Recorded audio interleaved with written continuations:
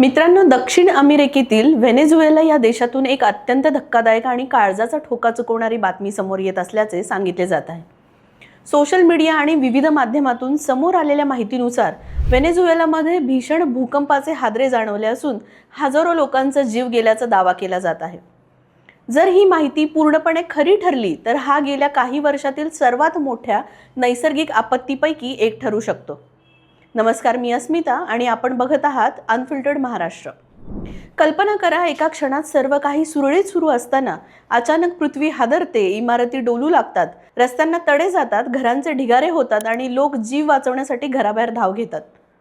भूकंप ही एक अशी नैसर्गिक आपत्ती आहे जी कोणतीही पूर्वसूचना न देता येते आणि क्षणार्धात हजारो कुटुंबाचे आयुष्य बदलून टाकते।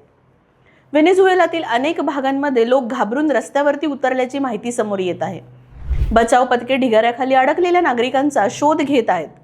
रुग्णालयांमध्ये जखमींवरती उपचार सुरू आहेत आणि प्रशासन युद्ध पातळीवरती मदत कार्य राबवत असल्याचे सांगितले जात आहे। अनेक कुटुंबाचा आपल्या प्रियजनांशी संपर्क तुटलाय। कोण कुठे आहे, कोण सुरक्षित आहे आणि कोणी संकटात आहे याची माहिती मिळवण्यासाठी हजारो लोक धडपड करत आहेत।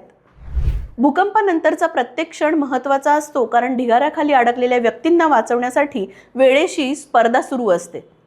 अशा परिस्थितीत बचाव पथकांसमोर अनेक आव्हाने उभी राहतात। तुटलेले रस्ते, खंडित झालेली वीज व्यवस्था, मोबाईल नेटवर्कमध्ये आणलेले अडथळे आणि सतत जाणवणारे आफ्टर शॉक्स म्हणजेच पुन्हा पुन्हा बसणारे हादरे, त्यामुळे मदत कार्य अधिक कठीण बनते। तज्ज्ञांच्या मते भूकंपानंतर काही तास आणि काही दिवस अत्यंत महत्त्वाचे असतात, कारण याच काळात जास्तीत जास्त जीव वाचवता येऊ शकतात।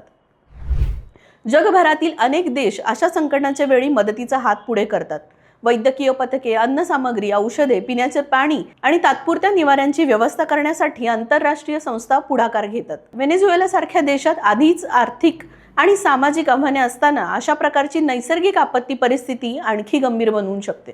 हजारो नागरिक बेघर होण्याची शक्यता असते, शाळा, रुग्णालये आणि सार्वजनिक इमारतींचे नुकसान होते, तसेच स्थानिक अर्थव्यवस्थेलाही मोठा फटका बसतो। भूकंपामुळे केवळ इमारतीच कोसळत नाहीत, तर अनेकांचे आयुष्य, स्वप्न आणि भविष्यातील योजना देखील उद्ध्वस्त होतात। एका क्षणात घर गमावलेले कुटुंब, आपल्या प्रियजनांचा शोध घेणारे लोक आणि सुरक्षिततेसाठी धडपडणारी लहान मुले, हे दृश्य कोणालाही अस्वस्थ करून सोडते।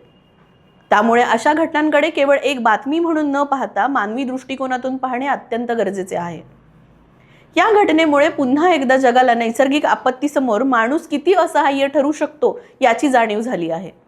आधुनिक तंत्रज्ञान, उंच इमारती आणि विकसित व्यवस्था असूनही निसर्गाचा एक जोरदार धक्का संपूर्ण व्यवस्था विस्कळीत करू शकतो। त्यामुळे भूकंपप्रवण भागांमध्ये सुरक्षित बांधकाम, आपत्कालीन व्यवस्थापन, जनजागृती आणि बचाव यंत्रणा मजबूत करणं किती आवश्यक आहे हे देखील या घटनेतून स्पष्ट होते। सध्या जगभरातील लोक व्हेनेझुएलातील नागरिकांसाठी प्रार्थना करत आहेत।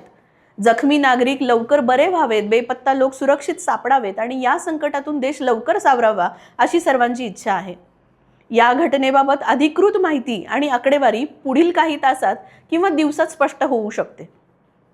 त्यामुळे कोणतीही माहिती शेअर करण्यापूर्वी तिची पडताळणी करणे अत्यंत महत्त्वाचे आहे। मित्रांनो, अशा मोठ्या आणि संवेदनशील घटनांबाबत तुमचे मत काय आहे हे आम्हाला कमेंटमध्ये नक्की सांगा। व्हिडिओ आवडला असेल तर लाईक करा आणि आपल्या मित्रांसोबत आणि कुटुंबियांसोबत शेअर करा। आणि अशाच महत्त्वाच्या, सखोल आणि विश्वासार्ह बातम्यांसाठी आमच्या चॅनलला सबस्क्राईब करून बेल आयकॉन दाबायला विसरू नका। धन्यवाद।